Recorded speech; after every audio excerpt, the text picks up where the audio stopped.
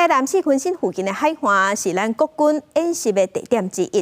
啊，不过即马是传出来讲，国军甲演训了后，伫沙包顶悬留落来真侪粪扫。国军留落来沙包有诶已经腐去啊，即马变做塑胶幼粒啊，变做粪扫。国军表示，以前英过训练了后，拢会捡粪扫。啊，若即届有可能是只沙包捡沙砍掉的，才无看到，会赶紧派人去清。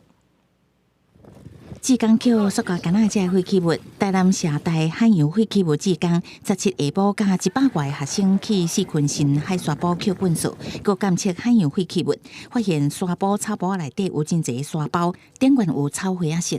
这些绿色 PC 袋上面呢，其实是有迷彩的，所以从这个上面，其实我们知道这是阿兵哥演习留下来的。调水工表示，去年国军捌伫遮演训，可能是迄个时阵留落来，因为沙包已经沤起啊，脆做塑胶粒啊，真紧对风四散，恐惊影响当地环境。很像我们说的所谓头皮屑，风一吹就到处飘了。从不管小生物、浮游生物到像我们台南海边，现在整个都是牡蛎养，它是滤食性生物，但他们都一定会吃到这些塑胶微粒。人在吃这些生物，当然这些塑胶微粒最后就会来到人的身体里面。面对军团的质疑，军方是回应演训了后，拢会处理清气，复原场地。这个可能是予沙砍去无注意，18早起已经派人去清理。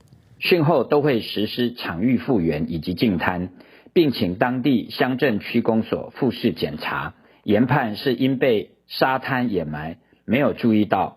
后续我们会更落实复原整理的工作。